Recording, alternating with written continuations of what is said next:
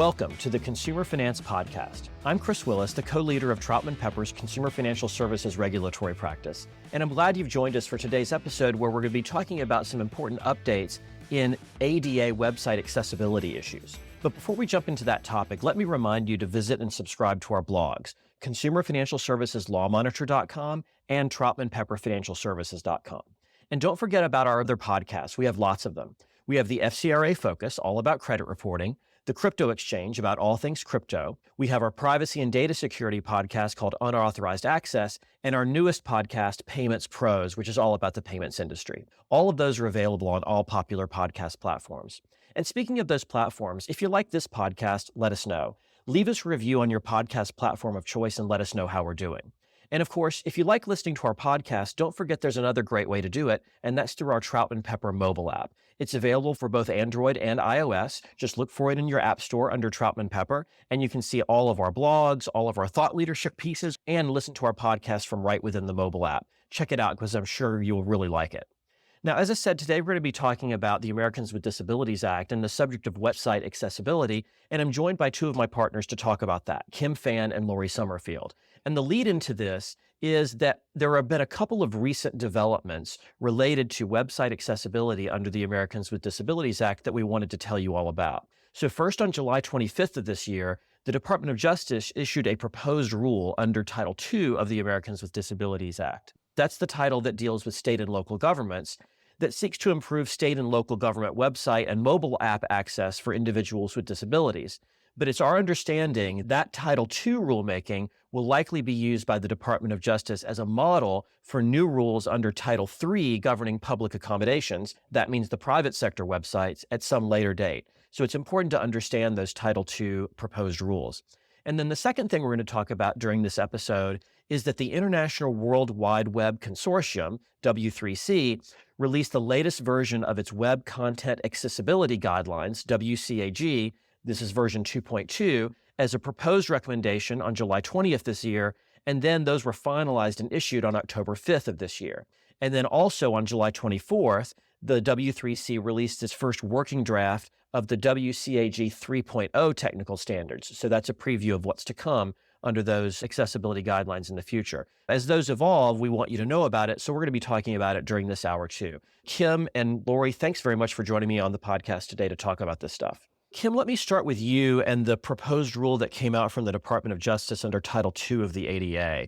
Give the listeners some background about what rules have been proposed. What's DOJ proposing with respect to Title II? So the Department of Justice has issued a notice of proposed rulemaking. So these aren't the final rules yet. This is just another step toward final rules that would help what the DOJ characterizes as a shift of services from state agencies, federal agencies online, especially in the wake of COVID, where a lot of services were pushed online to prevent person-to-person interactions. As that shift online has been occurring very rapidly over the last couple of years, the DOJ has stepped up their activity in this area to try to assist people with disabilities to be more capable of accessing those services. The public comment period for these proposed rules closed on October 3rd, and we're going to be monitoring very closely for when those final rules come back. And I'm sure Lori and I will be thrilled to be back on the podcast with you to talk about what those look like when they're finally published. But this has been a long time coming. The ADA was first signed into law way back in 1990, so over 30 years ago. And while the DOJ has issued implementing regulations under Title II, at that time, back in 1991, when the rules first came out, obviously the internet was just in its infancy. And while the DOJ has over the years articulated their interpretation of the ADA as also applying to websites, it wasn't until more recently, in 2010, the DOJ issued an initial advance notice of proposal rulemaking to talk about web information, online services. While that was somewhat derailed for a short period of time during the Trump administration, when President Trump issued an executive order withdrawing any further work on that particular rulemaking, since President Biden has taken office, the DOJ has picked this back up. But over the years, despite not having rules in this area, they have brought a number of enforcement actions to enforce the ADA with regard to websites and mobile apps, including against Louisiana Tech University in 2013, the city of Denver, Colorado in 2018, the University of California in 2022, as well as issuing specific guidance, not rules, just their guidance, their interpretive guidance of the ADA in March of 2022 about how to make websites accessible to those with disabilities. So that's just a little background on how we got to where we are today. Okay, well, thanks for that. What do the proposed rules establish in terms of a standard if they are finalized as proposed? The DOJ looked at a number of different standards that are currently out in the world. They looked at standards by NIST, the National Institute of Standard Technology. They looked at ISO, the International Standards Organization. But where they landed was on the Web Content Accessibility Guidelines, which Lori's going to talk about in quite a bit more detail shortly. But the level of compliance that they're looking at with regard to those standards is level AA 2.1 success criteria, which again, I think Lori's going to give some more details about. But the DOJ has said that is what their expectation is here in the United States with regard to websites and mobile apps. Got it. So if the rule is finalized, what would be the effective date for covered entities to adopt what you just mentioned in terms of the standard? And just to be clear, the covered entities we're talking about, again, are agencies, governmental agencies, federal, state agencies. And the standard that the DOJ is going to be looking at with regard to those state and federal agencies implementing this is looking at total population for which those public entities are responsible. And when we're talking about total population, we're talking about the size of the public entity's footprint, according to the US Census Bureau, or if the public entity isn't directed at a specific population, the jurisdiction that it sits within.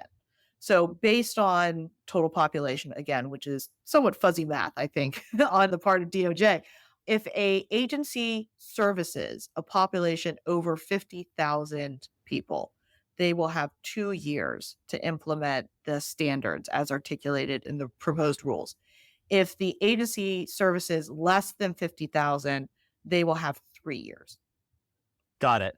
Are there any exceptions that are set forth in the proposed rule of particular categories where compliance isn't required to the standard that you mentioned before?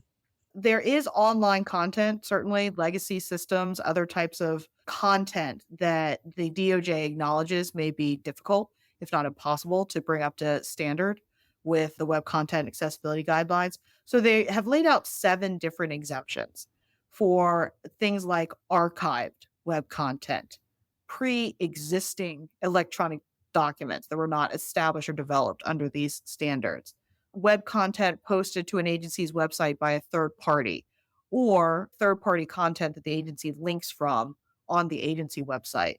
With regard to state-funded universities and colleges, course content, class materials, only if that content is behind a password-protected or otherwise secured websites for enrolled students, as well as other conventional electronic documents that individuals may be accessing behind a password protected or otherwise secured firewall on a website.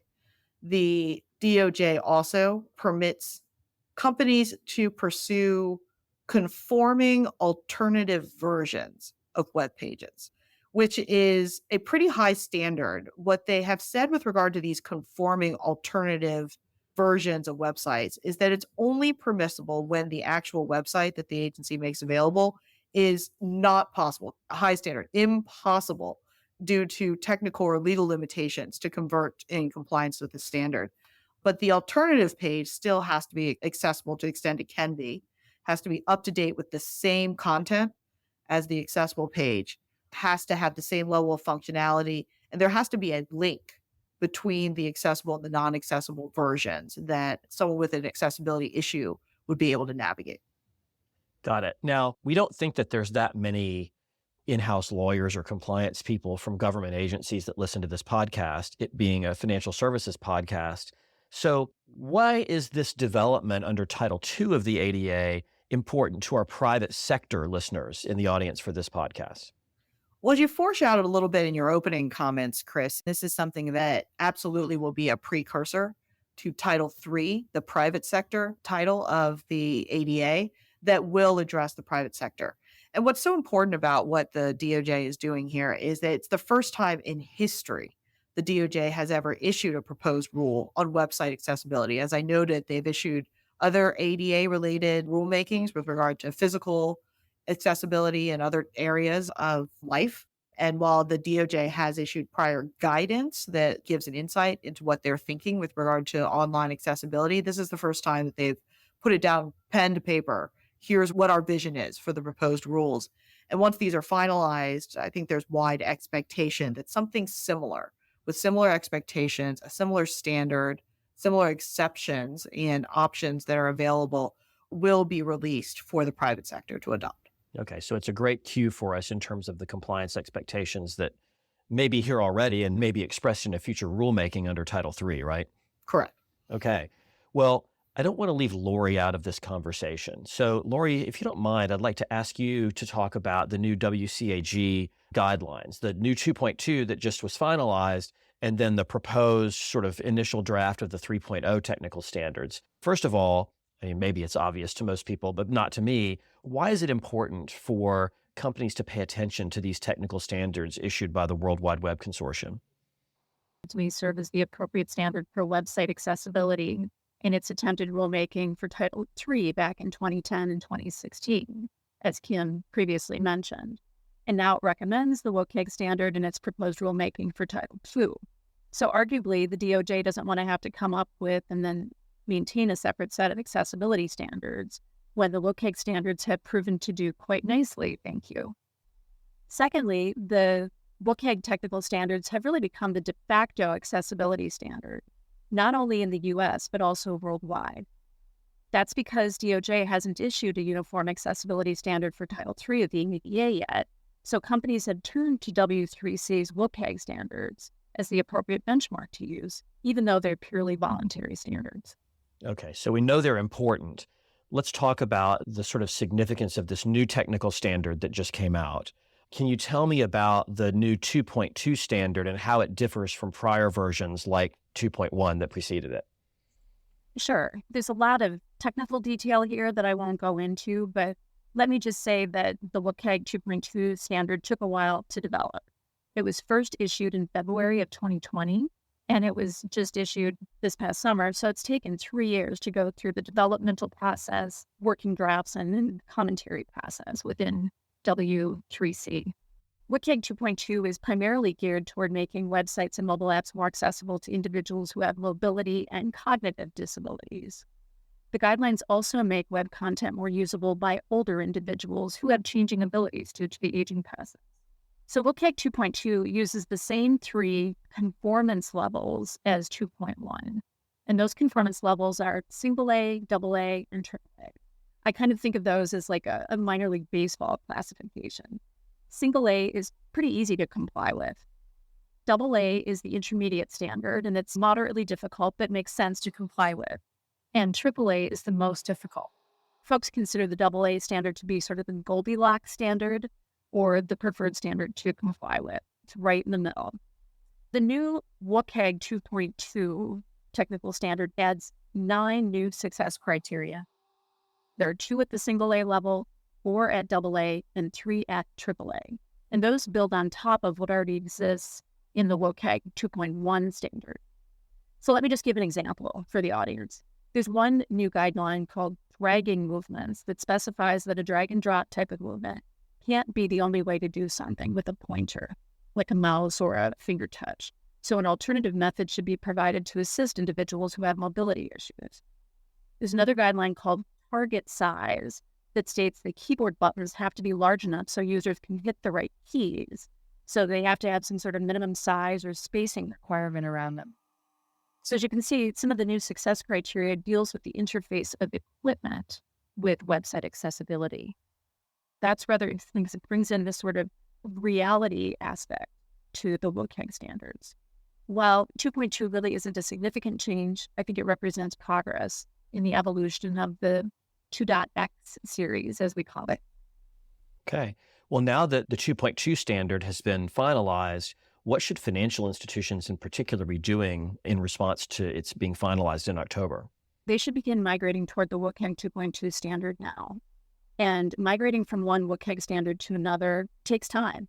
There's developer training involved, there's implementation steps and post-validation testing. So it's important to get started now on the scoping process and implementation efforts. And if an institution is already complying with the prior standard of WCAG 2.1, it really won't be a heavy lift. But if your institution is complying with an earlier standard like 2.0, or maybe not complying with the WCAG standards at all, then it's going to involve more effort. As a point of reference, I just want to mention that when WCAG 2.1 was introduced back in June of 2018, it didn't become the standard requested by plaintiffs in ADA website accessibility lawsuits until about mid-year 2020. So it usually takes about 1 or 2 years until a new WCAG standard becomes the norm in legal proceedings. I expect that some of the more active plaintiff law firms will likely begin citing to the WCAG 2.2 standard sooner. And Laura, you've talked a lot about the evolution of these standards over time and how sort of each successive version has built on the one preceding it. And I think in addition to finalizing the 2.2 standard, we also have sort of a preliminary draft of the 3.0 standard that has just come out. What's going on with that? Tell the audience a little bit about what are the objectives of that set of standards and what's the timeline that you expect in terms of them ultimately being finalized. That's right, Chris. The W3C organization is always working on different versions of the WCAG standard in tandem. So while they were working on 2.2, they were also working on version 3.0. And 3.0 is going to represent another major revision to W3C's technical standards. And it's expected to involve a more substantial restructuring of website accessibility guidance than the 2.x series. And the goal is to address certain gaps that might exist in the framework and better reflect these types of real-world accessibility issues that I was mentioning, also reflecting the use of modern technology. Now, in terms of timing, the final release isn't expected until at least 2027. We're still years away from WCAG 3.0 becoming a recommendation. WCAG 2.x series still has a pretty long shelf life. Got it. You've talked about the necessity of beginning efforts to comply with the new 2.2 technical standard. And of course, this is an area where financial institutions have seen a lot of private litigation over the years for alleged failure to make their websites accessible to people with disabilities. In light of that history of litigation and legal exposure, do you have any other recommendations for how financial institutions should seek to comply with the ADA with respect to their websites and mobile apps for people with disabilities? DOJ enforcement actions and press releases are very informative in terms of what the DOJ considers to be best practices in establishing an ADA risk management program and making websites and mobile apps accessible to individuals with disabilities. But let me just throw out a few ideas here for the audience. First of all, it's really important to understand whether your website and mobile apps actually meet the WCAG standards. Having your website and mobile app audited by a qualified website consultant for compliance with the applicable technical standard is a really great idea. That way you know where the gaps lay and where you can address them. You might seek to have a website consultant audit your website for conformance with WCAG 2.1 if you're using that now, and then help you migrate to 2.2. Maybe do another audit after you implement the WCAG 2.2 standards. I also recommend posting an accessibility statement on your website and mobile app, letting people know that your organization is committed to ADA compliance. Should also offer contact information for individuals with disabilities who might encounter technical barriers and provide a feedback loop so that they can suggest ways to improve the accessibility of your website or mobile app. And then finally, I would just say treat ADA website accessibility as part of your compliance management system and build a compliance risk management program around it, involving appropriate policies, procedures, and an accessibility coordinator to manage it all. Those are my thoughts. Those are all great suggestions, Lori. So thank you for sharing that. And thanks, Kim, for being on the podcast today, too, to talk about what the DOJ did recently with its proposed rulemaking. And of course, thanks to our audience for listening to today's episode. Don't forget to visit and subscribe to our blogs, TrautmanPepperFinancialServices.com and ConsumerFinancialServicesLawMonitor.com. And while you're at it, why don't you go ahead and visit us at Troutman.com and add yourself to our Consumer Financial Services email list. That way you'll get copies of the alerts that we send out and invitations to our industry-only webinars. Don't forget to head to your app store, look up Troutman Pepper, and try out our really nifty mobile app. And of course, stay tuned for a great new episode of this podcast every Thursday afternoon. Thank you all for listening. Copyright Troutman Pepper Hamilton Sanders, LLP. These recorded materials are designed for educational purposes only. This podcast is not legal advice and does not create an attorney-client relationship. The views and opinions expressed in this podcast are solely those of the individual participants. Troutman Pepper does not make any representations or warranties, express or implied, regarding the contents of this podcast. Information on previous case results does not guarantee a similar future result. Users of this podcast may save and use the podcast only for personal or other non-commercial educational purposes. No other use, including without limitation, reproduction, retransmission, or editing of this podcast may be made without the prior written permission of Troutman Pepper. If you have any questions, please contact us at troutman.com.